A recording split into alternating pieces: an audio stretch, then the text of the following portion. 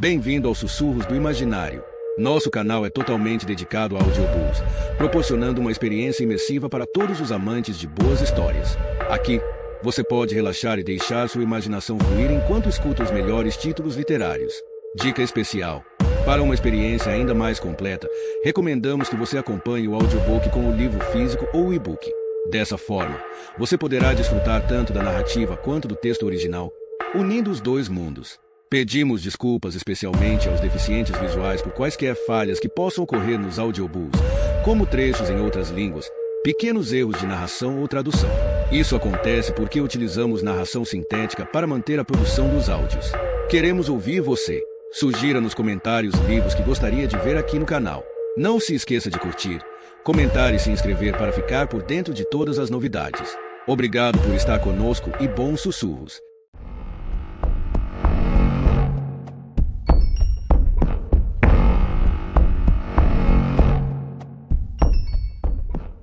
Capítulo 41. A mulher sem número. Você procura por ele. A pessoa que te drogou. Presume que se trate de um homem. Qual seria a probabilidade? Você tenta descobrir. Pega o notebook e pesquisa bebidas batizadas estatísticas, quem batiza bebidas, pessoas que drogam a bebida das outras. Não consegue encontrar o que quer. Pessoas como você não relatam o que aconteceu com elas. Todos na rua são suspeitos. O cara na sua frente na fila da cafeteria. O instrutor de yoga, o motorista de ônibus, seus professores. Ninguém está acima de qualquer suspeita. Você para de dormir à noite. Toda noite, por volta das 7, uma sombra recair sobre você. Antes de ir para a cama, verifica se a porta está trancada. Depois confirma de novo e mais uma vez. Olha dentro dos armários. Verifica o banheiro. Debaixo da cama. Você procura e procura e procura pela ameaça que te segue como uma sombra. Ouve histórias. Lê. Escuta podcasts. Postagens online desvendando os mistérios para você. Você aprende sobre a estudante que saiu com amigos e nunca mais voltou para casa. A esposa que desapareceu e o culpado certamente era o marido, mas ele nunca foi preso. A garota que viajou nas férias de primavera. A mulher que bateu o carro e desapareceu antes de o socorro chegar ao local. Se você absorvesse tantas histórias, talvez elas acabassem te absorvendo também. Você perde a capacidade de se concentrar. As aulas de seus professores somem em um pano de fundo. Você adormece nas aulas e fica olhando para o teto à noite.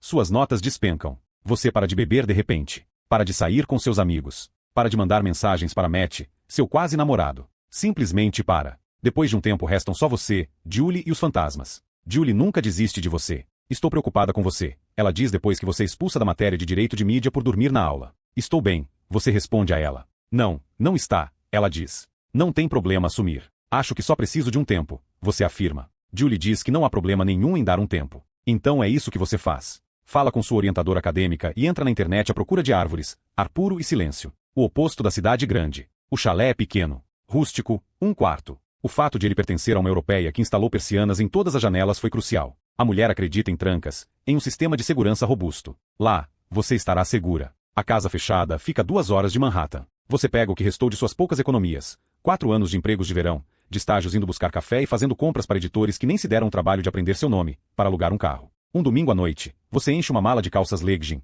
suéteres confortáveis e livrinhos peculiares. Dirige para o norte. Arruma suas roupas nas gavetas da senhora europeia. Finalmente, respira fundo. Sair da cidade é como uma massagem em seu cérebro. Aquela semana, você vai para a cama cedo e acorda quando os passarinhos começam a cantar. Tenta colocar os estudos em dia até certo ponto, mas o que mais faz é tomar chá, ler seus livrinhos engraçados e tirar muitas sonecas. Você encontra um livro sobre a natureza e estuda o canto dos pássaros. Começa a acreditar em um novo mundo. Tem um lugar de que você gosta. No bosque. Não muito longe da estrada principal. Você caminha até lá pela manhã, depois que o sol nasce, mas antes de começar a ficar quente demais. Seu lugar é uma espécie de clareira. Grama cercada de árvores. Árvores em um círculo. Seu lugar é verde, depois marrom, depois verde de novo e depois azul. É sempre silencioso, à exceção de sons muito suaves. O vento balançando as folhas das árvores, passando pela grama. Pica-paus e esquilos. Pássaros que você não é capaz de identificar, mesmo se esforçando muito. Você gosta de se sentar e fechar os olhos. Sentir a umidade se infiltrando em sua calça e deixar o solo te sustentar.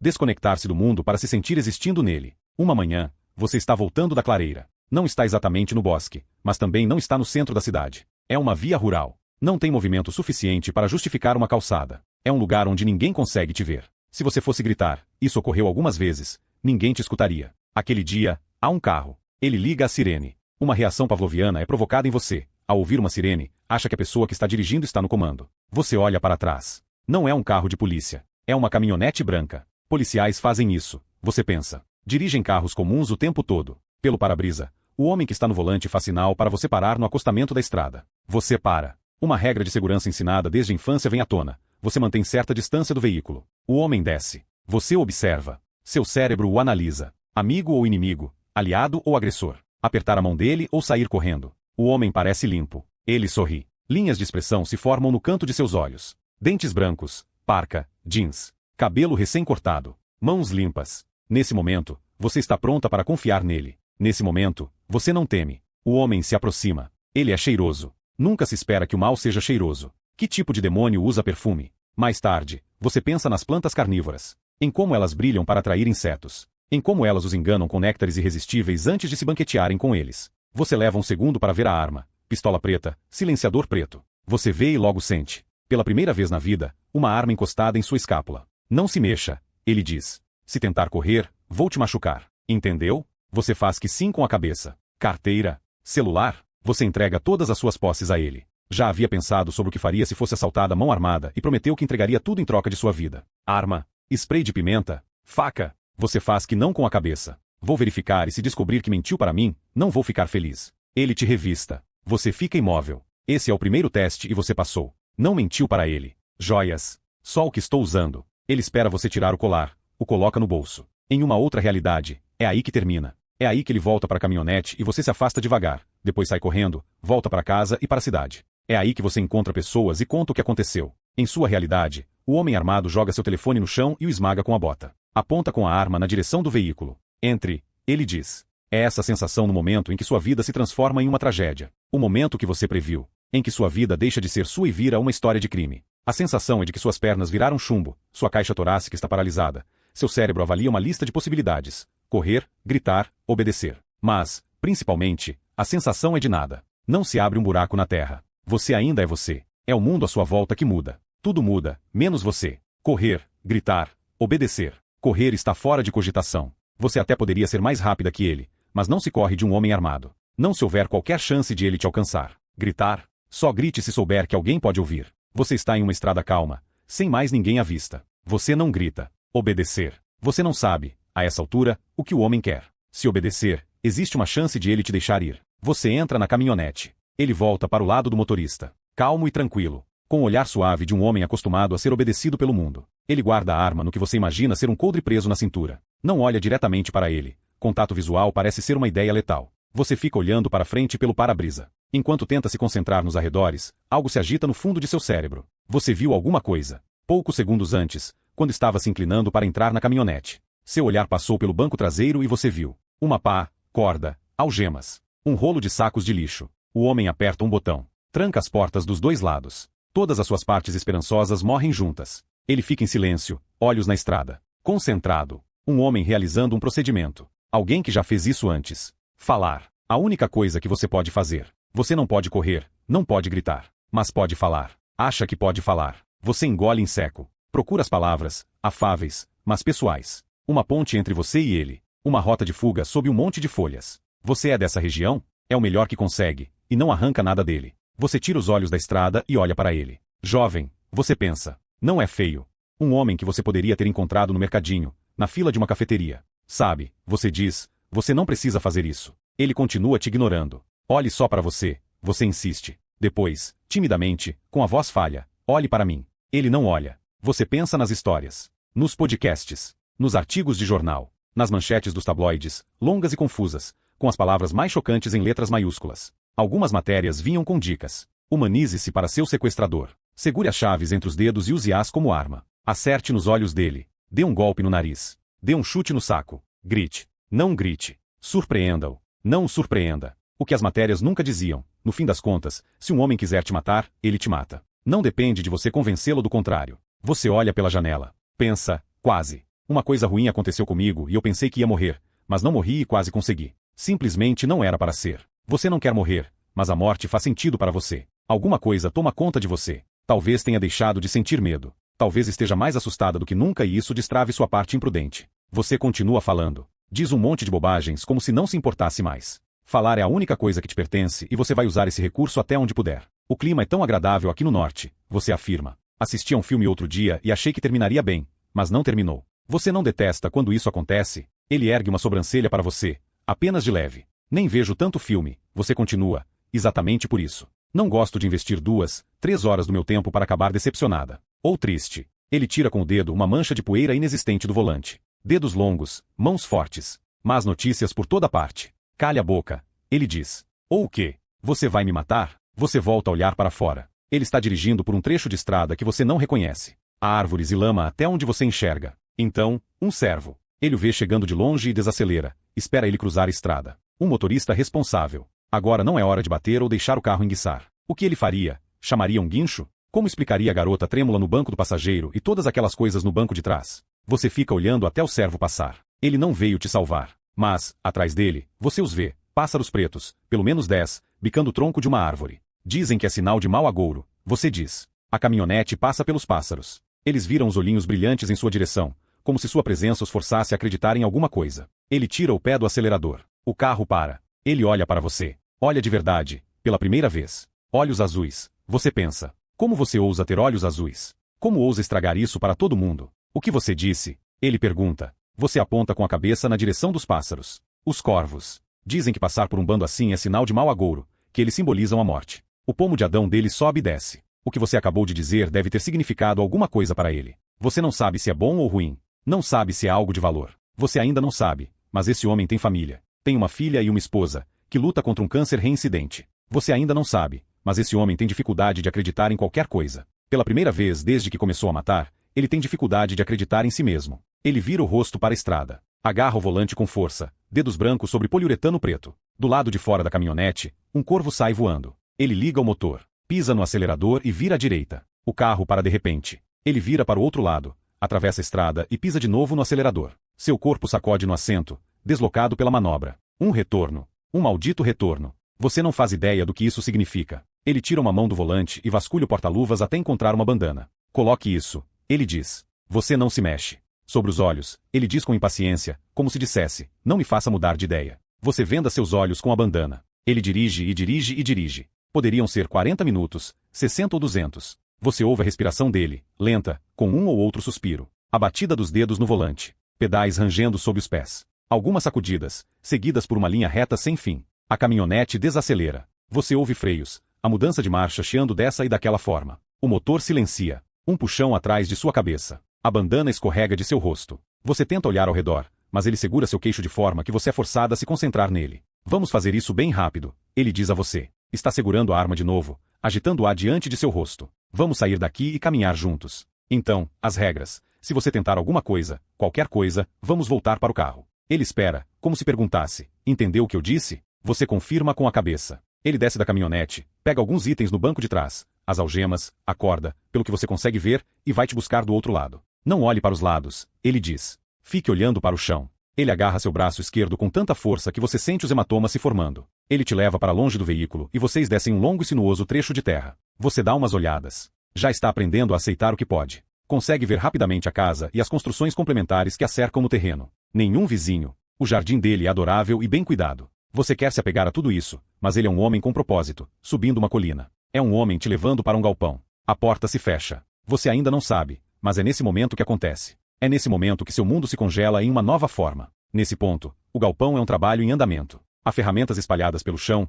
um saco de adubo no canto, uma cadeira e uma mesa dobráveis, uma pilha de revistas, sobre armas ou pornografia, não dá para ter certeza. Provavelmente um pouco de cada. Esse é o espaço. Você vai descobrir mais tarde que ele começou a prepará-lo para a fraca, distante, totalmente teórica possibilidade de aparecer alguém como você. Alguém que ele pudesse querer manter. Ele fez isolamento acústico. Revestiu o piso com carpete emborrachado, passou as mãos pelas paredes e calafetou todos os mínimos vãos com selante. Mas não está finalizado. Não era você que ele queria manter. Você foi uma decisão de última hora, uma compra por impulso. Ele vai voltar no dia seguinte para terminar o serviço. Vai fixar uma corrente à parede. Vai levar as coisas dele embora, liberar o espaço. Vai torná-lo seu. Por enquanto, junta suas mãos atrás das costas e te algema. Amarra a corda em volta de seus tornozelos e prende com um nó na maçaneta da porta. Preciso passar em casa, ele diz. Não tem ninguém lá. Se você gritar, só eu vou te ouvir e não vou ficar feliz. Acredite. Você acredita. Assim que ele sai e fecha a porta, você tenta. Você se contorce, gira os tornozelos, tenta alcançar ferramentas.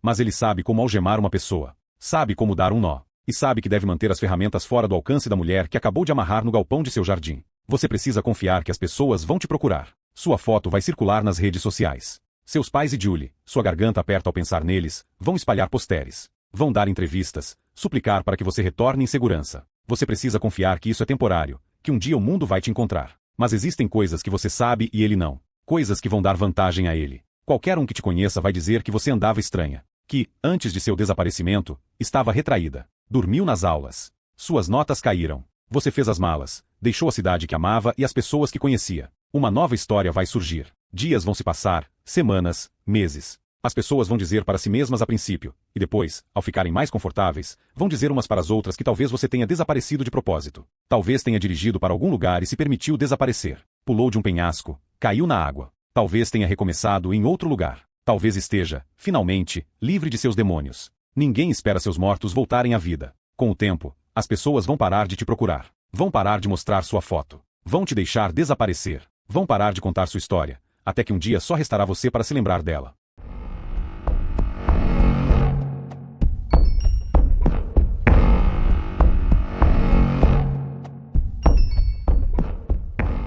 Capítulo 42. A mulher na casa. A febre cede. Você para de vomitar. Ele continua trazendo comida, mas não cuida de você. O interesse dele está minguando. O mundo volta a entrar em foco. As reentrâncias atrás de sua cabeça se nivelam. Os ferimentos começam a sarar. Quando você acorda, seu travesseiro não está cheio de sangue ressecado. Uma noite, ele aparece de mãos vazias. É hora de voltar lá para baixo. Ele te diz. O jantar está pronto. Você se levanta. O chão é água. O chão é mar bravo. Você está em um navio, balançando. Ele diz, vamos, vamos. Você se estabiliza, apoia a mão na parede. Não sei se estou pronta. Você quer dizer a ele. Perdi peso. Ainda estou tão cansada. Mas ele sabe o que quer. Suas pernas de marinheira terão que te carregar até o andar de baixo. Ela está aqui. Cecília. Ela arrisca um sorriso tímido. Deve estar se perguntando como estão as coisas entre vocês duas. Talvez tenha noção de que te colocou em algum tipo de confusão. Ela deve se lembrar tão bem quanto você dos últimos momentos que passaram juntas, antes de o pai dela irromper na sala. O que será que ele disse a ela? Você tenta reconstruir a narrativa confusa.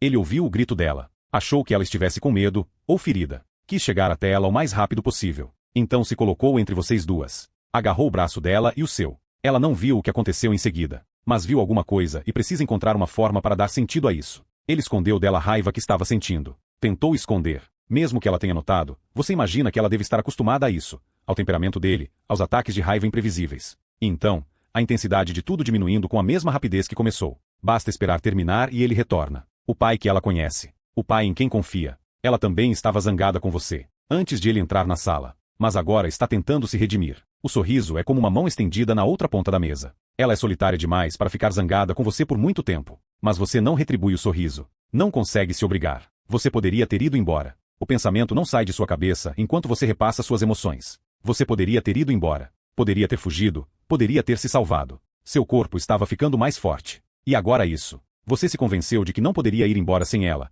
Mas ela não se deixou ser salva. Ela estragou tudo. Estragou tudo para você. E agora você a odeia. Ele te pega de surpresa. Esse fluxo de hostilidade. Mas está aqui. Um tipo de ódio que se alastra dentro de você como um incêndio. Você sente o ódio aumentar cada vez mais e fica com medo que ele perceba. Ele está sentado ao seu lado. Como pode não sentir essa nova força? Esse calor que irradia de cada centímetro de seu ser. Os pensamentos mais terríveis passam por sua cabeça. Não parece natural odiar uma menina. Em sua vida passada, você sempre dava a mulheres e meninas o benefício da dúvida. Fazia questão disso. Mesmo em casos objetivamente repreensíveis, você nunca se juntava ao coro de acusação. Nunca era capaz de dizer, que vaca, que piranha, que puta. Havia algo de profano naquelas palavras. Você não queria que saíssem de sua boca. Mas agora você a vê, a filha dele. Estaria longe daqui se não fosse por ela. Teria conseguido escapar. Teria dado a partida na caminhonete. Ele teria ouvido o barulho do motor, mas já seria tarde demais. Você teria dirigido e dirigido e dirigido até encontrar alguma coisa, qualquer coisa. Uma loja de conveniência, um posto de gasolina, algum lugar com câmeras de segurança e testemunhas. A mesa do jantar. Cecília tenta alcançar o saleiro. Está a apenas alguns centímetros à esquerda de sua mão, mas você nem se mexe. Ela não ousa pedir. Existe crueldades espetaculares e existe isto. Pequenos gestos, repletos de negação plausível, tão mínimos que se ela fosse dizer alguma coisa, pareceria louca. Paranoica. Autocentrada. Mas você sabe e ela sabe, e você se sente bem fazendo com que ela se sinta pequena, com que saiba o quanto te decepcionou, o pouco que significa para você. Ela se levanta para pegar o sal, olhos sobre a mesa. Você fica olhando para a sopa. Está ciente de que compartilha algumas energias com Cecília. Que uma parte de você sente prazer, de vez em quando, em machucar os outros. Você nunca disse que era perfeita. Ela remexe a sopa por um tempo, até finalmente largar a colher, olhar para o pai e perguntar se pode voltar para o quarto. Diz que não está com fome. que não está se sentindo muito bem. Ele permite. Você a vê subindo as escadas, um passo pesado após o outro. Nada de filme à noite. Nada de sofá. Nenhum amor perdido. A casa. Fechando-se à sua volta como uma armadilha para lobos. Nessa narrativa, desse ponto de vista, você será o lobo. À noite, você não dorme. Sua própria raiva se volta contra você. Você decidiu que não poderia ir embora sem ela. Você se distraiu. Você os traiu, todos que deixou para trás. Sua mãe. Seu pai. Seu irmão. Julie. Matt. Você é um grande ponto de interrogação na vida deles e teve uma chance de acabar com isso. A dúvida. O não saber. O lugar vazio à mesa. O espaço extra debaixo da árvore de Natal. Você imagina que eles encontraram formas de seguir em frente. Ninguém deixa a vida em suspenso para sempre, mas ainda deve incomodá-los. Os pensamentos devem pegá-los de surpresa em uma manhã quente de segunda-feira, enquanto esperam para atravessar a rua na frente do escritório. Noite de sábado no cinema, com os dedos em um balde de pipoca amanteigada. Tentando viver normalmente, tentando desfrutar de seu tempo na Terra, sempre com aquela questão mordiscando um canto de seus cérebros. O que aconteceu com ela? Devem achar que você está morta. Devem achar, inevitavelmente, que tirou a própria vida. Sempre que pensa sobre isso, um grito silencioso te rasga por dentro. Eles estão, em termos relativos, incrivelmente próximos de você, todos no mesmo planeta, mesmo país, mesmo plano de existência. Ainda assim, você está perdida. Você é Ulisses. Você estava tentando resolver algumas coisas. Saiu em uma jornada e agora não consegue voltar para casa. Você poderia estar contando a verdade a eles agora mesmo. Eles não entenderiam, não tudo, não de imediato. Você sabe como essas coisas acontecem. Já leu artigos e livros. Assistiu a filmes. Sabe que não é fácil voltar para o mundo. As pessoas fazem as perguntas erradas. Não fazem ideia. Mas tentam. Vocês poderiam estar todos fazendo trabalho juntos, nesse exato momento, se não fosse por essa menina. Se não fosse por você, e essa garota, e seu coração. Seu coração gentil e idiota que, depois de tudo isso, depois de 5 anos disso, viu uma menina e te disse, não vamos embora sem ela. Na noite seguinte, ele te leva de novo para o andar de baixo. As palavras te encontram à mesa. 2 palavras que ele nunca te disse. Ele se senta, se levanta de novo, tira um envelope do bolso de trás da calça. Joga-o sobre a mesa e se senta. Imediatamente, você passa os olhos sobre o envelope. Basta um segundo para ele se dar conta do erro. Talvez ele não achasse que você usaria, talvez tivesse esquecido, talvez pensasse que você ainda estava muito lenta, muito ferida. Ele pega o envelope de volta e enfia no bolso da frente. Não deu para ver o endereço, o nome da cidade. Mas você viu outra coisa. Ela preenche seu cérebro como água jorrando de um hidrante. Informação novinha em folha. Um mundo para explorar. O nome de um pai. Aidan Thomas. Ele nunca disse. Você nunca perguntou. Nem precisava dizer que ele não queria te contar. De que adiantaria, no galpão, um nome? Mas agora. Agora você está na casa e o homem que te mantém prisioneira tem um nome. Aidan Thomas. Mais tarde, no escuro, você forma sílabas com os lábios, silenciosamente. Aidan Thomas. Aidan THMS. Você saboreia. Bate os dedos no chão, uma batida por letra. Um início e um fim. Um nascimento e uma morte. A palavra final de um mito. A primeira palavra de uma história verdadeira. Em sua vida anterior, quando ouvia podcasts e frequentava fóruns online, quando era amiga que curtia crimes bizarros, você aprendia os detalhes, as teorias, os apelidos. Sabia sobre o assassino do Estado Dourado. O Una Bomber. Filho de Sam. O Green Sleeper. O assassino de Green River. O padeiro açougueiro. Sempre a mesma história. Homens sem nome, sem rosto. Até serem pegos. Até terem nome, empregos e biografias. Até policiais entregarem a eles placas com data e local e tirarem fotos para a ficha criminal. O nome sempre foi a primeira coisa a aproximá-los da realidade. Você se agarra a 2 palavras, 11 letras, como a uma boia. Aidan Thomas. O homem no galpão começava e terminava com você. Mas durante anos Aidan Thomas existiu sem você. Em cartões de crédito, declarações de imposto, documentos. Na certidão de casamento dele, na certidão de nascimento da filha. Ele fazia parte do mundo e isso não tinha nada a ver com você. Um dia, Aidan Thomas vai existir sem você de novo.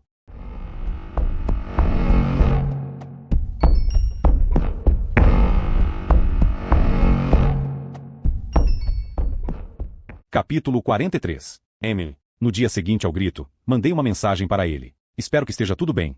Hesitei e acrescentei um emoticon sorrindo. É o que fazemos, disse a mim mesma. Nós nos beijamos. Nós nos agarramos. Trocamos presentes secretos. Colocamos carinha sorrindo no fim das mensagens. Guardei o celular no bolso do avental, protegido perto da coxa. Durante todo o turno no restaurante, fiquei esperando ele vibrar. Nada. Fazendo acordos comigo mesma. Depois que eu preparar mais um drink, ele vai responder. Depois que eu fizer 2 drinks. Depois que eu fizer 5. Se eu fizer um intervalo para ir ao banheiro, a contagem vai recomeçar e ele vai responder. Se eu parar de checar o celular por 5 minutos. Talvez 10. Se eu desligar o celular e ligar de novo. Ele não respondeu. Ele sempre responde. Homens fazem essas coisas. Disse a mim mesma. Pessoas fazem essas coisas. Ele está ocupado. Ele trabalha. Talvez um poste de energia tenha caído. Centenas de pessoas em uma cidade próxima sem energia e eu preocupada com uma mensagem. Talvez a filha tenha precisado dele. Talvez ela esteja doente. Talvez ele esteja doente. Em resumo, as pessoas às vezes não respondem mensagens e isso não significa que há algo errado. A vida simplesmente acontece. Não com ele, no entanto.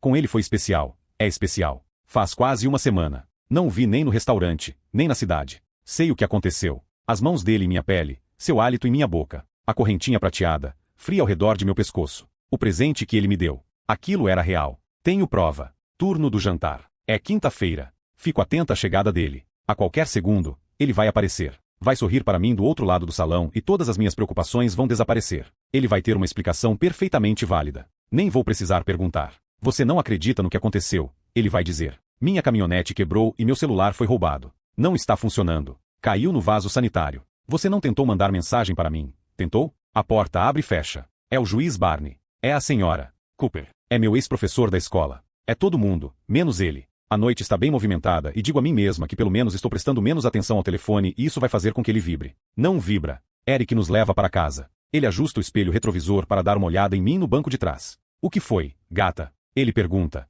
Você passou a noite toda quieta. Só estou cansada. Abro um sorriso com lábios franzidos e imito alguém dormindo sobre o dorso da mão. Ele acena com a cabeça e volta a prestar atenção na estrada. Apoio a testa na janela. Está tão gelada que machuca, e eu pressiono cada vez mais forte, até a pele ficar dormente. Acolho a dor e o vazio que se seguem. Estamos a algumas ruas de distância da casa de Aida. Como eu gostaria de pedir para Eric me deixar lá. Eu bateria a porta ou tocaria a campainha. Ele abriria a cortina, olharia para fora. Seu rosto se iluminaria. Ele diria, estou tão feliz por você ter vindo. Depois me envolveria com os braços e eu sentiria seu perfume, celebrando com o corpo todo. Em casa, aviso Eric e o Wanda que vou para a cama. São os feriados, digo. Sempre fico exausta nessa época das festas de fim de ano. Deviam se chamar tarefas de fim de ano, né? Sob o edredom, pego meu celular. Ainda nada. Bato com ele no colchão. Suspiro. Depois pego o celular de volta e leio a mensagem mais recente dele. Ok. Não se mexa. Eu vou até você. Cess está dormindo e não quero que ela acorde. É o primeiro dia de ação de graça sem a mãe. Você sabe como é. Não foi nem uma mensagem boa. Nada de emoticon sorrindo. Nada de boa noite. Nada de bom dia. Nem vou ficar pensando em você hoje. Ou espero que o trabalho tenha corrido bem. Espero que tenha bons sonhos. Espero que esteja tudo ok. Repasso nossas conversas até chegar às primeiras mensagens que trocamos. Até o oi. Aqui é a Emily. Obrigada mais uma vez pela ajuda hoje. Até nossas conversas sobre bútios de cauda vermelha e pesadelo sobre portas fechadas e corredores escuros. Foi real. Tenho tudo aqui, todo o nosso histórico. Ele gosta de mim. Ele abriu espaço para mim mesmo quando sua vida estava turbulenta. Eu poderia mandar uma mensagem para ele. Não preciso esperar ele entrar em contato comigo. Sei disso. Já tentei, mas cada tentativa de escrever a mensagem perfeita acabou com a tecla apagar sendo pressionada. Como você este? Apagar. Só queria saber se está tudo bem. Apagar. Não quero incomodar, mas só espero cu. Apagar, apagar, apagar. Levo a mão ao colar prateado, cerro o punho ao redor do pingente, seguro até o metal atingir a temperatura de minha pele. Eu vi. Eu vivi. Ele me deu todas essas coisas e ninguém o obrigou a nada. Ele fez porque quis. Fez porque gosta de mim. Sexta-feira, no Aranha Peluda. Eu me obrigo a ir. Pela equipe, digo a mim mesma. Como se eles se importassem. Ainda sem sinal dele. Se ele quisesse fazer isso de propósito, se quisesse me deixar louca, faria exatamente desse jeito. Apenas um drink esta noite. Eu sabia que Eric ia querer ficar na rua e sabia que eu não estaria com ânimo para isso. Então fui dirigindo. No caminho de volta para o carro, uma alucinação. Mas eu juro que vi. A caminhonete branca dele, estacionada no fundo de uma ruazinha, refletindo a luz de leve por entre os arbustos do Aranha Peluda. Olho à minha volta, viro para a entrada do bar. Ele não está aqui. Mais uma olhada. Nada. Ligo o motor, ajusto os espelhos, começo a sair da vaga e... desapareceu. A caminhonete não está mais lá. Meus ombros ficam tensos. Olho pelas janelas. Viro o corpo no assento, giro a cabeça. Olho para os arbustos. Nada. Mas o que? Como se ele estivesse esperando alguma coisa, tivesse visto essa coisa e partido. Rio comigo mesma, de mim mesma, porque o conceito é tão ridículo, mas ainda assim é o que parece. Como se ele estivesse esperando para me ver e tivesse ido embora assim que me viu.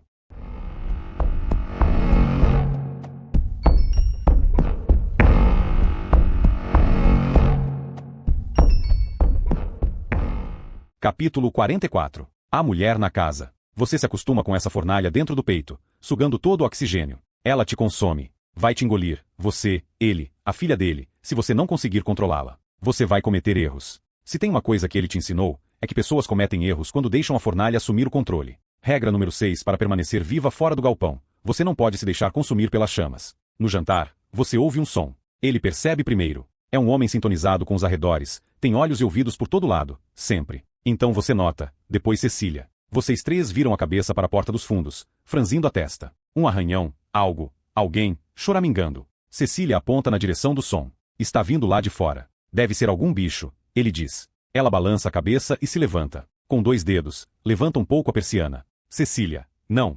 Antes que ele possa dizer para ela voltar para a mesa, a menina já está na porta, girando a maçaneta. Por um breve momento, ficam você, ele e a porta aberta, o vento frio soprando entre os corpos. Ele olha para você. Ah, dá um tempo. Você quer dizer a ele. Acha mesmo que vou fugir? Aqui? Agora? Ainda posso sentir a ferida cicatrizando, o tecido macio e grosso na parte de trás de minha cabeça. Ainda posso sentir o que você fez comigo da última vez. Cecília volta. Você contém o susto. A camiseta dela está vermelha de sangue. Ela está com os braços diante do corpo. Junto ao peito há uma pequena massa preta e trêmula. O pai dela fica horrorizado. Cecília, mas que por... Aqui, ele lembra que não é homem de falar palavrão, pelo menos não na frente de pessoas que não são você e certamente não na frente da filha. O que você está fazendo? Ela agacha e coloca com cuidado a bola de pelos preta no chão da cozinha. É uma cachorra. Uma cachorrinha ferida, com um corte grande e aberto na perna esquerda, vertendo sangue nos ladrilhos. Seu rosto esquenta. Você perde a sensibilidade nos dedos das mãos. Costumava amar cachorros. Você teve um na infância. Uma mistura de Bernese e terra nova. Enorme.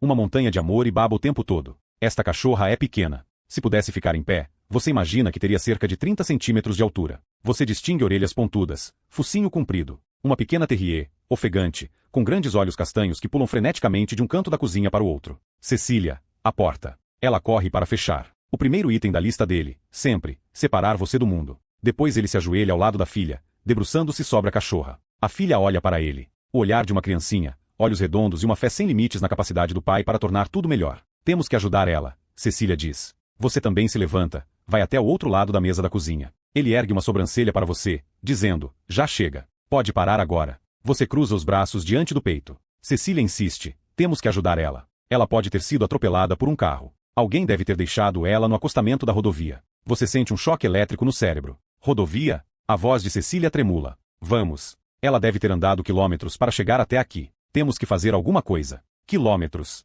Quantos? 8? 16? 20? Dá para ir a pé? Dá para ir correndo? À sua direita, um pai suspira. Aperta as têmporas entre o polegar e o dedo médio. Não sei se podemos fazer alguma coisa. Ela balança a cabeça. Podemos ajudar. Levar ao veterinário. Ela está sem coleira. A voz dela volta a ficar trêmula. Ninguém quer a cachorrinha. Não podemos deixar ela assim. Ele esfrega a mão no rosto. A cachorra ainda está vertendo sangue. Uma parte suja a sola das botas dele. Ele vai limpar depois. Deve ser bom nisso, de tirar esse tipo de coisa das roupas, da pele, de cada partícula do corpo. Tem que ser, Cecília. Ele olha para a cachorra. É assim que eles começam, você lembra. Pessoas como ele. Você viu na TV quando era pequena, ouviu em podcasts depois de adulta. Começa quando são crianças, às vezes adolescentes. Por volta da idade da filha dele, entre a infância e a idade adulta. Uma criança prende borboletas em uma caixa sem ventilação. Animais de estimação começam a desaparecer. Esquilos aparecem mortos ao pé de uma árvore. É assim que praticam. É assim que vão experimentando, vão testando o lado sombrio. É tarde demais, ele diz a ela. Ela diz que não é tarde demais. Veja só, a cachorra ainda está respirando. Mas ele não escuta. Ele se levanta, leva a mão à cintura. Você não tinha notado ela ali, a arma no coldre. Ele não costuma andar com ela pela casa. Deve ser uma nova precaução, decidida após o quase desastre na sala. Cecília levanta os olhos. O que você está fazendo? A mesma pergunta está presa em sua garganta. Não é possível que ele esteja considerando fazer isso. Na sua frente, ele faria. Mas na frente da filha, ele envolve a arma com os dedos. Você sente todos os músculos de seu corpo ficarem tensos. Às vezes é a coisa mais humana a se fazer, ele diz. A cachorra está sofrendo. Não tem como ser ajudada. Ela coloca as mãos sobre o animal. Com a palma, aplica pressão sobre o ferimento. Tanto sangue, nas mãos dela, sob os dedos, até os cotovelos. Ela ainda está respirando, ela diz, e a caixa torácica da cachorra se expande para confirmar. Por favor, pai. Por favor. Uma lágrima escorre pelo rosto dela. Ela seca imediatamente. Fica com sangue no canto do olho, no queixo. Ele suspira mais uma vez, ainda com a mão sobre a arma. Eu também não queria fazer isso, ele diz. Mas veja, é isso que acontece quando um animal se machuca. Sei que não parece, mas é a coisa mais compassiva a se fazer. Ele ajoelha ao lado da filha. Me deixe levar ela lá para fora. Isso vai mesmo acontecer?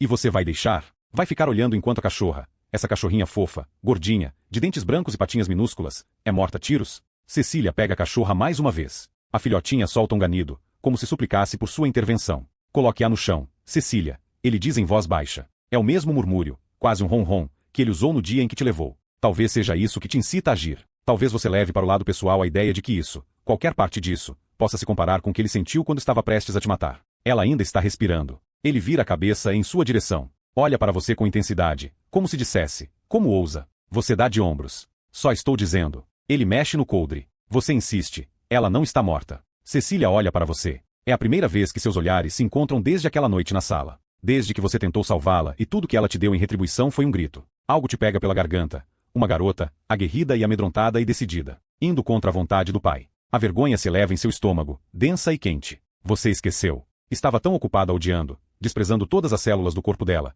que esqueceu de tudo que sabia sobre ela e o pai. Passos pelo corredor à noite. O controle ferrenho dele sobre a vida dela. Tudo que ele faz, tudo que ele esconde dela. E agora aqui está ela, agachada sobre os ladrilhos da cozinha com um animal ensanguentado nos braços. E ela só tem 13 anos, é doce e gentil e só quer resgatar essa cachorra. A mãe dela morreu há poucos meses, a vida dela foi virada de cabeça para baixo e, ainda assim, essa menina quer fazer o bem. Talvez ela queira algo para amar. Ela tem se sentido solitária. Você sabe disso. Talvez ela queira uma companhia, algo a que se apegar, algo que retribua seu amor, algo que não a machuque. Você dá um passo à frente, se coloca entre Cecília e o pai. Deixa seu olhar encontrar o dele. Calma. Você se abaixa para olhar melhor o ferimento. Está horrível. Será que um cachorro pode sobreviver depois de perder tanto sangue? Você não sabe dizer. Mas vale a pena tentar. Algo se acende em seu interior. Você precisa disso, desesperadamente, da possibilidade de um renascimento nessa casa. Prova de que os feridos podem voltar à vida entre essas paredes. As engrenagens em seu cérebro giram violentamente, tentando transformar isso em uma situação que permita que ele saia como vencedor.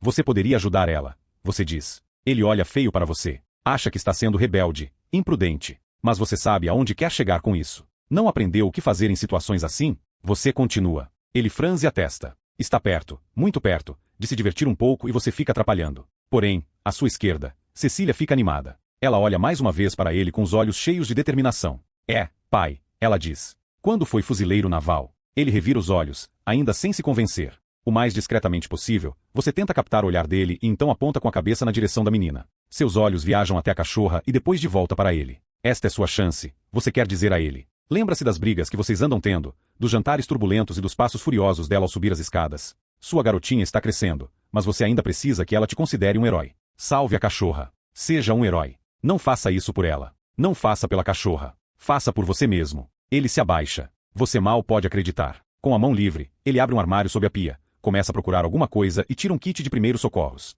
Depois faz sinal para Cecília colocar a cachorra de volta no chão. Ele solta o coldre. Cecília larga a cachorra. Com gestos rápidos e precisos, o pai abre o kit e tira um frasco de antisséptico. Um cutucão em sua perna. Coloque a mão embaixo do queixo dela. A outra no quadril. Ela precisa ficar imóvel. Você hesita um segundo, mas logo posiciona as mãos sobre a cachorra conforme foi instruída. Ele sacode o frasco de antisséptico. O principal é você garantir que ela não me morda. Tentador, você pensa, mas está torcendo pela cachorra, por Cecília, por si própria, para vocês três não terem problemas. Há um leve tremor nos dedos dele quando se aproximam da cachorra para desinfetar o ferimento. Ele recua. Toca levemente a pele rasgada com uma compressa. Coloque a mão aqui, ele diz. Você aplica pressão ao corte. Juntos, vocês três aguardam o sangramento cessar. Cecília faz menção de ajudar, mas ele diz para ela se afastar. Você deseja que a cachorra viva sob suas mãos, convence a si mesma de que pode realizar milagres. A menina está assistindo. Você não vai deixar a cachorra morrer na frente dela. Nunca mais vai decepcioná-la. O sangramento diminui. Vocês esperam um pouco mais, e quando já está quase cessando, ele começa a fazer um curativo, colocar ataduras. A cachorra está arfando. Está com dor, certamente, mas está viva. Ela está viva. Cecília se oferece para ir buscar um travesseiro velho lá embaixo. A cachorra pode usar como cama, ela diz. O pai diz para ela ficar onde está, que ele mesmo vai buscar. Lá embaixo. Aonde ele te levou depois do bosque. Onde as ferramentas dele vivem. Aonde, a julgar pela rapidez com que ele se levanta, ele realmente não quer que a filha vá. Você permanece na cozinha com a menina, as duas debruçadas sobre a cachorra. Ela olha para você e morde o lábio, como se tivesse alguma coisa para dizer, mas não soubesse como. Antes que você consiga pensar em uma forma de articular os próprios pensamentos, o pai dela volta com o que parece uma almofada de sofá velha. Ele a coloca no chão, em um canto da cozinha. Cecília pega a cachorra e a acomoda com cuidado. Ela solta um gemido, depois um longo suspiro. Finalmente, se acalma e se deita com as patas da frente nas laterais do focinho. Ele suspira. Vamos ver se ela sobrevive até amanhã cedo, ele diz. Cecília vai acariciar a cabeça da cachorra, mas muda de ideia. Poderíamos. Ela começa a dizer. O restante da frase não é dito. Ela provavelmente pretendia sugerir que a levassem ao veterinário, agora que o sangramento está controlado. Ver se tem alguma coisa que um profissional de verdade possa fazer. Dar pontos, para começar. Mas ela conhece o pai que tem. Sabe aceitar a vitória e deixar o resto de lado. Ele se levanta, guarda o antisséptico e o restante da gaze no kit de primeiros socorros e começa a limpar a cozinha. Pelas costas dele, alguém segura sua mão. Você prende a respiração. Ela aperta seus dedos com cuidado. Obrigada. Um gesto silencioso, alto como um tambor para você. Obrigada. Você espera o pai dela se ocupar com um esfregão e um balde. Um pai, concentrado, limpando casualmente sangue do chão de sua cozinha. Você sente a pulsação de Cecília acelerada junto a seu pulso. Fica imóvel por alguns segundos, depois aperta os dedos dela também.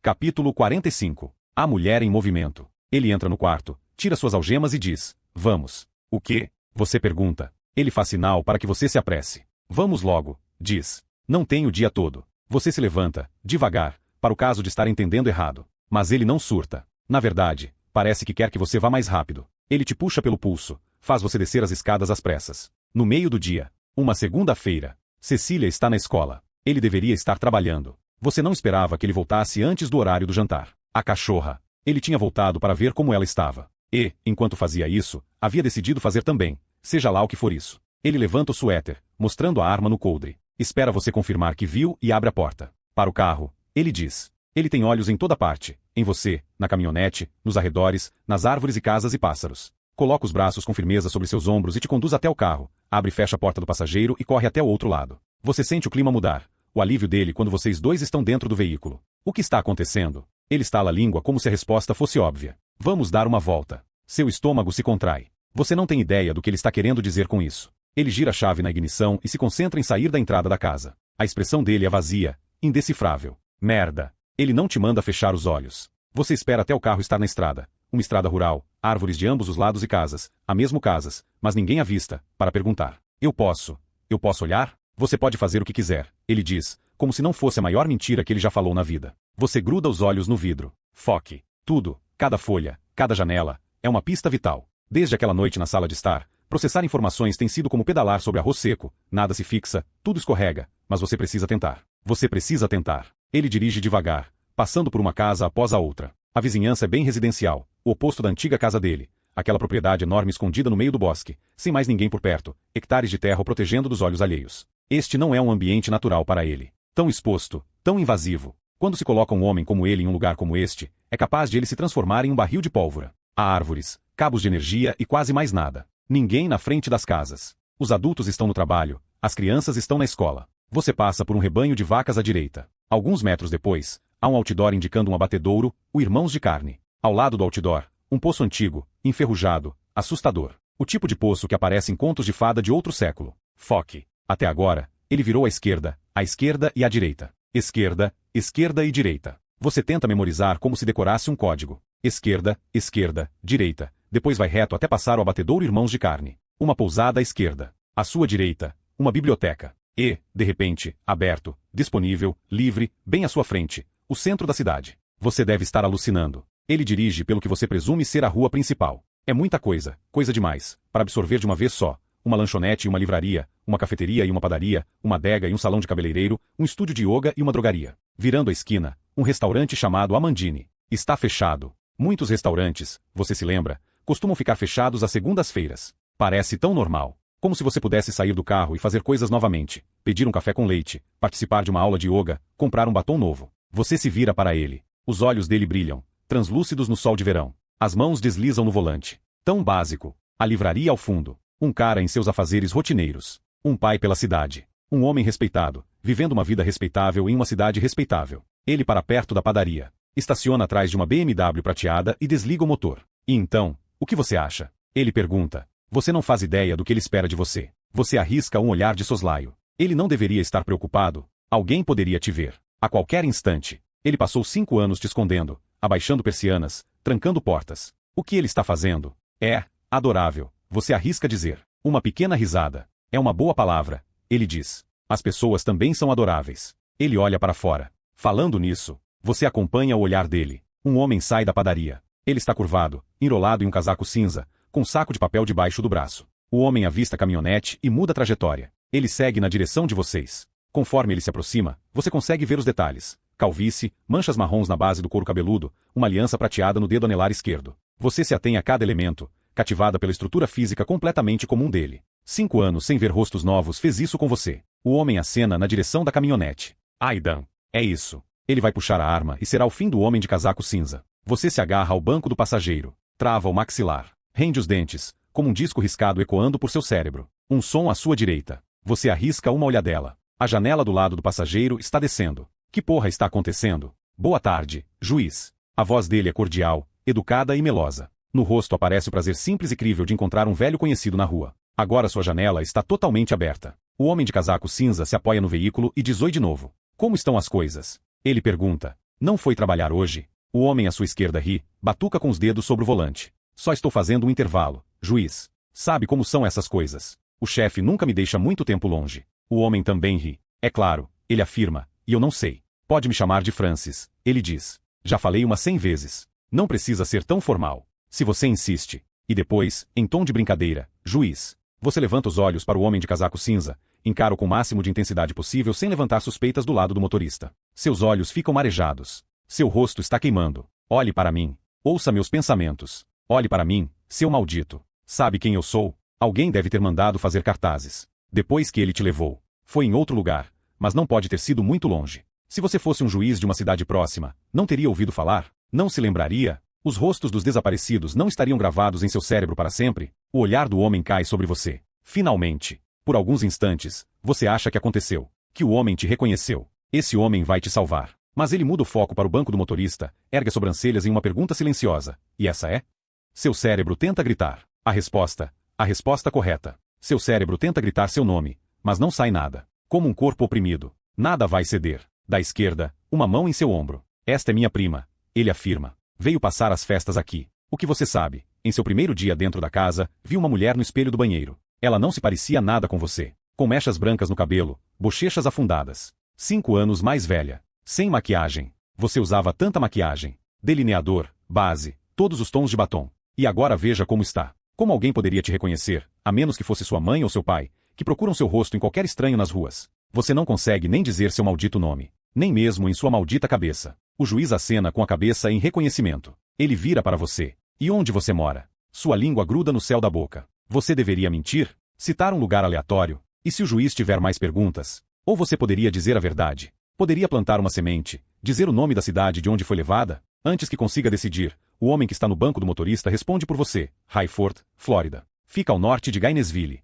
A família toda é originalmente de lá. O juiz faz uma piada. Algo sobre ter vindo para cá pelo clima. Cansou daquele sol da Flórida. Você pensa, Highford, Flórida. Como isso saiu da boca dele? O que foi mesmo que você ouviu dizer sobre os bons mentirosos? Que eles envolvem todas as mentiras em uma fina camada de verdade. Ele deve ser de lá, você conclui. Highford, Flórida. Você imagina um menino derretendo no calor, a umidade deixando seus cabelos encaracolados, a camisa grudando nos ombros. Mosquitos, filhotes de jacaré e carvalhos nodosos. Dentro da cabeça dele, uma tempestade se formando. O juiz dá um tapinha no carro, do lado em que você está. Bem, não vou tomar o tempo de vocês. Ele aponta com a cabeça em sua direção. Prazer em conhecê-la. Espero que aproveite sua estadia. Peço desculpas pelo frio exagerado. É uma especialidade local. Um silêncio paira no ar, até que você se lembra de como essas conversas devem acontecer. Você sorri para o homem. Balbucia obrigada.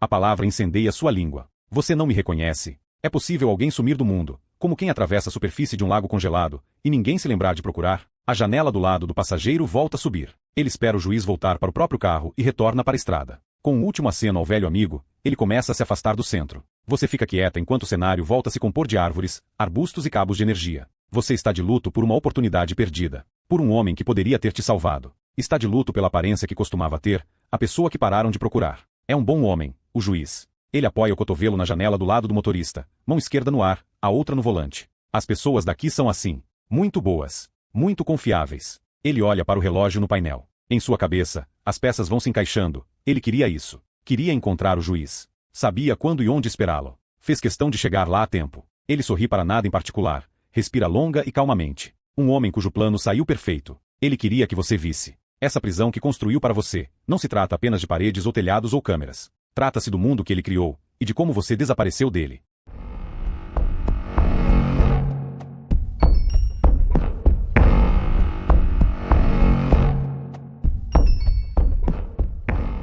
Capítulo 46. Emily. Não vou ficar muito. É o que digo a mim mesma. Só vou dar uma espiada. Dirijo até lá depois de meu turno. Dou a Eric e o Wanda a mesma desculpa do outro dia e digo que vou à farmácia. Eles sabem que estou mentindo. Estão sendo bons amigos, me dando o espaço de que preciso. Odeio mentir para eles. Sou péssima nisso. Mas não tenho outra escolha. Quando chego lá, Vejo a caminhonete parada na entrada. Ele está aqui. Está bem aqui. Observo da estrada, a cerca de 30 metros de distância, onde as árvores são densas e o mato está alto. O que faria se ele me visse? Acho que diria que meu carro pifou e eu estava prestes a chamar ajuda. Ele me diria para não sair dali. Correria até sua casa e voltaria com cabos para dar uma carga na bateria. Não seria a pior coisa do mundo se ele me visse. Ainda assim, desligo o motor. As luzes também. As persianas da casa estão fechadas, mas dá para ver luzes acesas no andar de baixo e em 2 quartos no andar de cima. Eu imagino sentado na sala, lendo, vendo televisão. Talvez esteja deitado, vendo fotos da esposa no celular, dizendo a si mesmo que vai se deitar depois de ver mais uma, só mais uma. Meus músculos relaxam. Recosto no banco do motorista. Mesmo de longe, saber que ele está ali me acalma. Não é suficiente, mas é alguma coisa. Ele está aqui. Ele é real. Isso faz eu me sentir real também. Um estrondo rompe o silêncio do outro lado da rua. Dou um pulo, depois espio por entre as árvores. O senhor Gonzales sai de casa segurando um saco de lixo. A caminho da lixeira, ele aproveita para ajeitar as luzinhas na lateral da casa, lâmpadas vermelhas e amarelas contornando toda a estrutura. A família Gonzales caprichou este ano. Uma rena de nariz vermelho pasta no jardim da frente. Um Papai Noel inflável encena uma invasão por uma janela no primeiro andar. Há uma guirlanda grande pendurada na porta. A própria casa foi transformada em um enorme presente embrulhado, com um laço vermelho cheio de piscas-piscas sobre a garagem. Não são só os Gonzales. Todas as casas vizinhas estão enfeitadas, piscando em dourado, vermelho e verde. A casa de Aidan é a única da rua sem nenhuma decoração. Todo ano, em dezembro, ele e a esposa davam uma festa de Natal. Meus pais me deixaram ir com amigos algumas vezes, e eu nunca vou esquecer das luzes, penduradas do teto ao chão, pendendo das calhas como uma cascata, alinhadas em fileiras perfeitas, enroladas nas árvores, em guirlandas, em qualquer arbusto em um raio de 800 metros. As pessoas não paravam de elogiá-lo. Ele recusava os elogios. Trabalho com eletricidade, eu ouvi dizer. Seria constrangedor se não soubesse pendurar algumas luzinhas de Natal. Este ano, ele não está no clima. É claro. Puxo uma pelinha seca no lábio inferior. É claro que ele não está no clima este ano. A esposa do cara morreu, Emily. É óbvio que ele não quer ficar mexendo com luzinhas. É óbvio que ele não se deixou levar pelo espírito natalino. Esse tempo todo, pensei que houvesse algo errado conosco, comigo. Não parei para pensar que talvez ele só estivesse triste. De luto. Olho de novo para as janelas. Talvez ele não saiba pedir ajuda. Talvez esteja esperando por alguém. Uma pessoa, intuitiva e teimosa, que bate em sua porta repetidas vezes até não lhe restar escolha a não ser deixá-la entrar.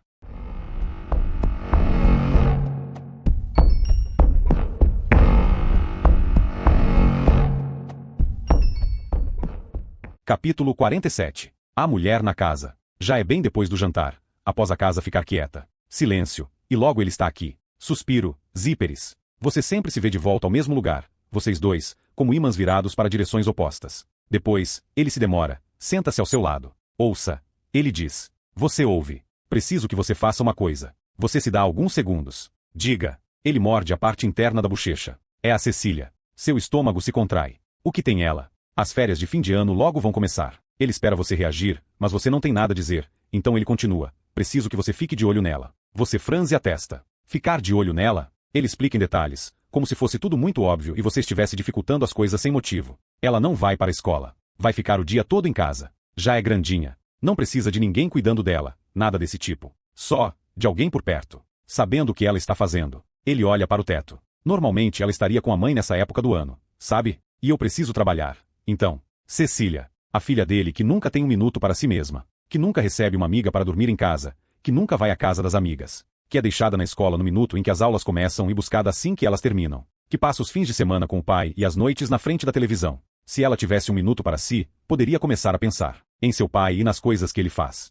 É claro, você diz, posso fazer isso. Ele dá um meio sorriso. Bem, obrigado, ele diz, e você sente a ironia. Não era bem um pedido. Você nunca teve escolha. Mais 2 coisas, ele diz. Você concorda. A cachorra. Eu disse para Cecília deixar a cachorra sair todo dia ao meio-dia. Ela vai fazer. Então nem pense em fazer isso. O que parece, não se preocupe com isso, ela cuida da cachorra. O que ele quer dizer? Não toque na maçaneta, nem mesmo para deixar a cachorra sair. Não a use como desculpa. Não tente nada. Ele coloca a mão no bolso. E aqui está a última coisa. Ele abre os dedos e revela uma pulseira de plástico com um acessório de metal. Sabe o que é isso? Você tinha uma dessas. Usava para correr, para medir a quilometragem que percorria no Washington Square Park. Um GPS? Você responde em forma de interrogação para dar a ele a satisfação de te explicar. Isso mesmo. Ele vira a pulseira e te mostra uma faixa preta e brilhante por baixo do plástico branco. Não faz parte do modelo original, dá para ver. Foi ele que colocou. E isso, você sabe o que é? Você faz que não com a cabeça. É uma fita de aço. Muito resistente. Não dá para cortar com tesoura. Então nem tente, certo? Não mexa nisso. Se acontecer alguma coisa, vou perceber. Você assente. Ele coloca a pulseira de lado e pega o celular. Clica em um ícone que abre um mapa com um ponto azul piscando no centro. Você passa os olhos pela tela. Tudo é conhecimento. Tudo é uma pista. Mas antes que possa ver qualquer coisa útil, ele aperta um botão e a tela se apaga. O rastreador está sincronizado com o aplicativo. Ele diz: posso ver onde você está. Sempre. A tecnologia também continuou a evoluir sem você. Ele aprendeu a aplicá-la, a usá-la em benefício próprio. Se você tentar qualquer coisa, vou descobrir. Ele diz: não vou estar longe. Uma pausa. Lembra qual é o meu trabalho? Ele aponta para o céu. Você responde que sim. Ele faz sinal para você aproximar o pulso. A pulseira é fria junto à sua pele. Ele desconsidera o fecho e simplesmente puxa as tiras uma por cima da outra, tão apertado que sua pele começa a enrugar. Não se mexa, ele diz. Do bolso, tira uma ferramenta que você não consegue identificar. Alguns cliques depois, surge uma chama. É um maçarico, mas pequenino, acomodado na palma da mão dele como o cabo de um revólver. Ainda segurando seu pulso, ele aproxima o maçarico de sua pele. Você recua. Ele morde o lábio. Eu falei para não se mexer. A chama lambe a pulseira. Juntos, vocês veem o plástico derreter, lacrando as duas pontas. Pronto. Ele desliga o maçarico. Você o perde por um segundo. Seus olhos se desacostumam com o escuro. Ele te encontra e te algema a cama. Você dorme no colchão agora. Tem dormido desde a recuperação após o bosque. O plástico pulsa em seu pulso, quente, um espírito se agarrando a você enquanto os passos dele desaparecem. Alguma coisa não faz sentido para você. Por que te deixar perambular pela casa? Certo, ele tem a garantia do rastreador em seu pulso, a constante ameaça de que pode te ver de longe. Mas por que se sobrecarregar com sua presença em movimento? Depois que ele sai, você fica no escuro, olhos abertos. Você se transforma no teto, uma extensão branca e tediosa, plana e esquecida. Você não olharia para o alto duas vezes, mas se o teto fosse removido, a casa cairia. Tudo daria errado. Cecília. O que ela fez? A menina que lê, a menina que diz por favor e obrigada, a menina que olha para ele com tanto amor, a menina que nem sonharia em causar problemas, é estudiosa e disciplinada e meiga e leal. O que você fez, doce criança, para ele ter tanto medo de te deixar sozinha até mesmo por algumas horas?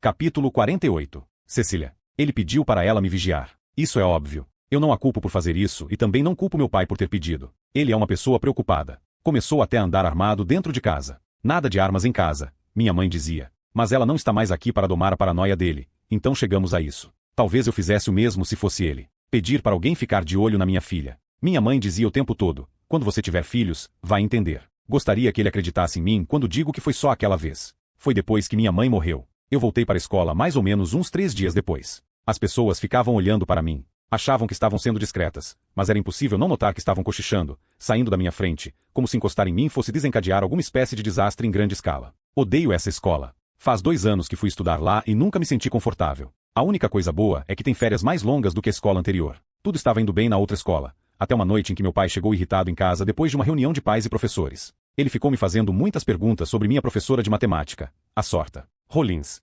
Acontece que ela tinha feito para ele muitas perguntas sobre nós, sobre o que meu pai chamou de nossa vida familiar ou etc. Isso foi antes de minha mãe morrer, mas depois que ela ficou doente de novo. Talvez ela só estivesse preocupada, minha mãe disse. Mas meu pai respondeu que havia uma linha tênue entre preocupada e encherida, e a Sorta Rollins tinha cruzado essa linha. Estava convencido, eu precisaria mudar de escola. Ele encontrou uma vaga para mim em outro lugar, em uma escola autônoma na cidade vizinha, onde não conhecíamos ninguém, em uma semana. Então, bem, voltei para a escola depois que minha mãe morreu e as coisas ficaram estranhas. Eu queria ir para casa. Mas estar em casa significava estar com meu pai e eu não queria ficar perto dele. Só por algumas horas, queria ficar sozinha. Eu amo meu pai.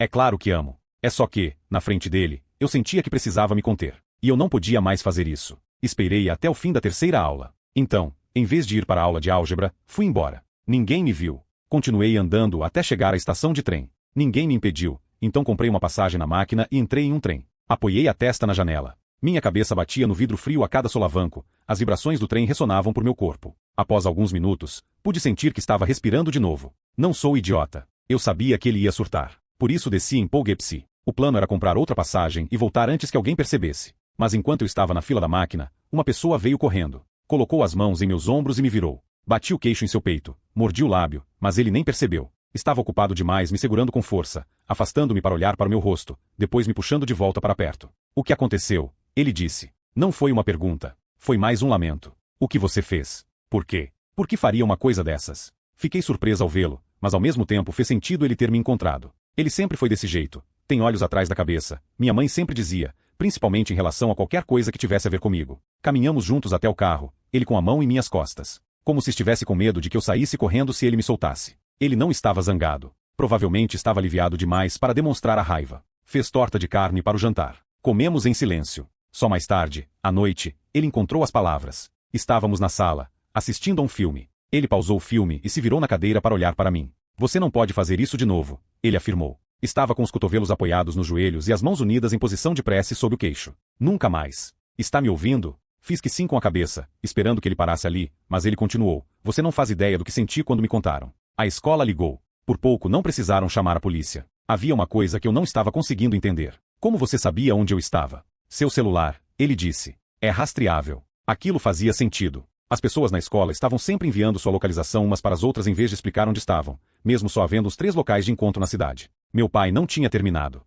Você não tem ideia do que poderia ter acontecido, ele explicou. Sua voz era grave, a respiração, curta e rápida. Você poderia ter desaparecido para sempre. Alguém poderia ter. E depois? Tentei interromper, pai, mas era como se ele não conseguisse me ouvir. A polícia procuraria por você. Faria uma busca na casa. Em minhas coisas. Nas suas coisas. Procurariam por você em toda parte. Ele massageou as têmporas e repetiu. Você não tem ideia do que poderia ter acontecido. Aquele foi o único dia em que vi. Foi o dia em que eu coloquei medo nos olhos do meu pai.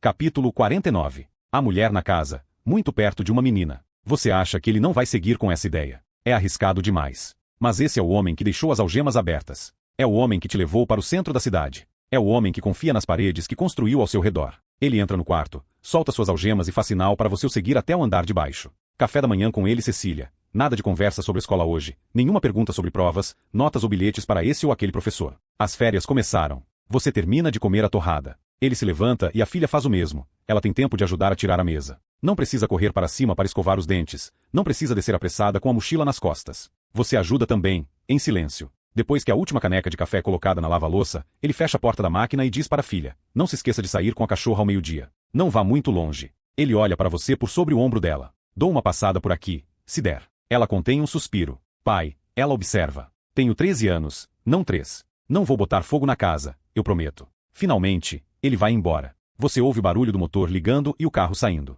Pela primeira vez, ficam só você e Cecília. No universo paralelo que ele criou para o bem dela, você está tirando umas férias do trabalho para descansar em casa. Já ficou estabelecido a essa altura que Raquel, seu alter ego, não tem uma relação próxima com os familiares. Ela vai ficar por ali mesmo. Dar uma relaxada. Cecília se vira para você. É educada demais para te ignorar. Tímida demais para não sentir um certo estranhamento perto de você. Então, o que você pretende fazer? Ela pergunta. Você pensa por um instante. O que Raquel pretende fazer? Nada demais. Você responde. Só vou ficar de bobeira. Faça silêncio. Depois ela começa a falar de novo. Você não é muito sociável, né? Ela franze a testa como se tivesse deixado escapar algo que não era para ser dito em voz alta. Como se estivesse com medo de ter te ofendido. Uma lembrança paira no ar. O desdém dela na noite em que você tentou tirá-la de casa. Você não entende. Você não entende nada. Não quis dizer no mau sentido. Ela logo justifica. É só que, sei lá. Tudo bem. Está tudo bem. Metade de você quer sacudi-la pelos ombros e dizer tudo. Não percebe. Você precisa me ajudar. Isso é tudo uma farsa. Seu pai, ele fez isso comigo. Você precisa chamar alguém. Precisa me tirar aqui.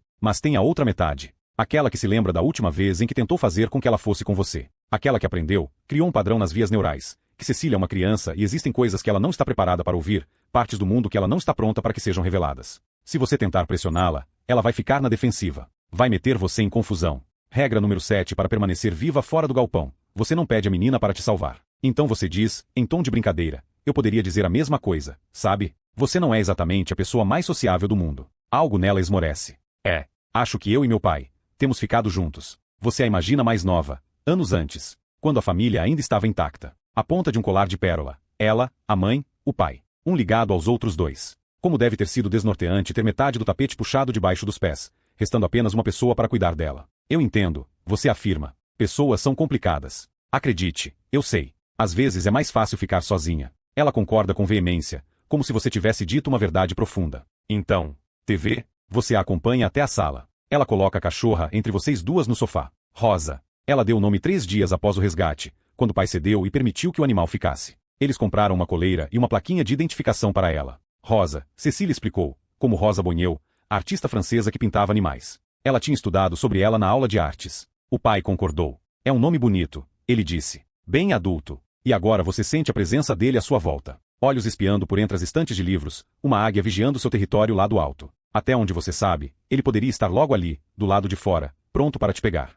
Anos atrás, você leu a história de uma garota de alguma parte da Europa. 8 anos em um porão, e um dia viu uma oportunidade. Ela fugiu. Saiu correndo até encontrar pessoas. Pessoas não, só uma pessoa. Ela pediu ajuda. Finalmente, foi ouvida por uma vizinha idosa que chamou a polícia. Outra história de fuga. 3 mulheres aprisionadas na casa de um homem em Ohio. Você leu as manchetes quando ainda estava lá fora. Ele deixou a porta destrancada. Uma das mulheres achou que se tratava de um teste, mas arriscou assim mesmo. Outra porta, dessa vez trancada. A mulher chamou a atenção de um vizinho. Ela saiu, usou o telefone de alguém para chamar a polícia. A polícia chegou a tempo. Encontraram as outras 2 vivas. Toda vez, uma confusão. Incerteza. A necessidade de alguém ver, ouvir. E se ninguém nunca te ouvir? Na sala, Cecília se encolhe ao seu lado com a cachorra no colo. Uma amizade silenciosa, oficialmente reparada. Você vai fugir um dia, quando tiver certeza.